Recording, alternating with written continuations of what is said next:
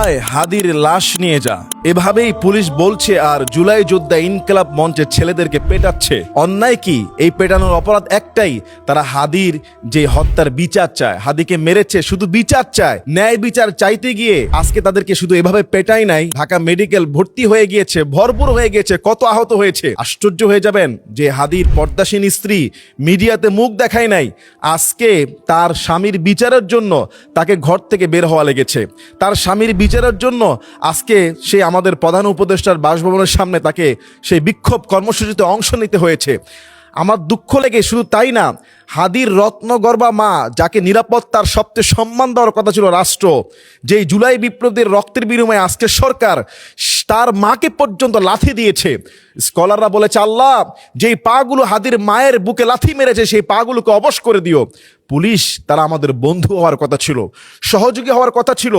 সাংবাদিক পিটায়া, শুধু শুধু হাদি জুলাই যোদ্ধা না, সাংবাদিক পিটায়া পুলিশ হাসতেছে। একজন মানুষকে মাঝখানে পেয়ে চতুর্দিকে হায়নার মতো ঘেরাও করে তারা পেটাচ্ছে। একটা টুপিওয়ালা পাঞ্জেবওয়ালা এক ভাই দাঁড়িয়ে আছে, তাকে পেটালো দেদারসে ইচ্ছা মতো।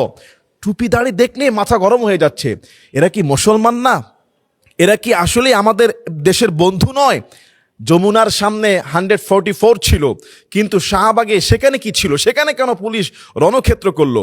এদেশ আমরা এমন এক দুর্ভাগ্য জাতি যে আপনি নিজে মরবেন, আপনার পরিবার যদি বিচার চাইতে যায় তাকেও মরতে হবে। এই সেই পুলিশ যারা সেই আশুলিয়া সাভারের মধ্যে জুলাই যুদ্ধের সময়, সেই 5 আগস্টের সময় ছাত্রদেরকে মেরে ভ্যান গাড়িতে থুবায়া সেখানে রেখে আগুন লাগিয়ে দিয়েছিল। 7 জনের ফাঁসির রায় হচ্ছে। আমি বলবো, বন্ধু আমাদের পুলিশ, আপনাদের শিক্ষা নেওয়া উচিত। মনে রাখবেন, আপনারা কারো হুকুমের গোলামি করতে গিয়ে, অতিরিক্ত করতে গেলে বিচারের সম্মুখীন কিন্তু হতে হবে। আগের বাংলাদেশ নেই, প্রত্যেকটা ফুটেজ কিন্তু রেকর্ড হয়ে যাচ্ছে। কিভাবে পারলেন আপনারা হাদির মায়ের গায়ে আপনারা হাত তুলতে? আর সরকারকে আমরা বলবো, 2টা বছর আপনারা সরকারে ছিলেন, এখনো পর্যন্ত মানুষের জানমালের কোনো নিরাপত্তা নাই। হাদির স্ত্রী পর্যন্ত আজকে রাস্তায় নামা লেগেছে তাদের বিচার কার্য করার জন্য, তার বিচার পাওয়ার জন্য।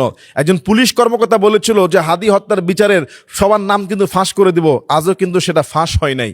আমি জানি না যে বাংলাদেশের এই রক্ত কবে থামবে। আল্লাহ তুমি এই জুলাই যোদ্ধাদেরকে, ইনকিলাব মঞ্চকে, আমাদের এই বাংলাদেশের তরুণ সমাজকে, আল্লাহ তাদের রক্তের বদৌলতে হলো এই বাংলাদেশের স্বাধীন নিরপেক্ষ ন্যায় ইনসাফকে তুমি কায়েম করে দাও। যে হাদি ভাই বলেছিল, আমি আমার শত্রুর সঙ্গে ন্যায় ইনসাফ করতে চাই, আজকে সেই ন্যায় ইনসাফের প্রতীক কিন্তু আমরা দেখাতে পারি নাই।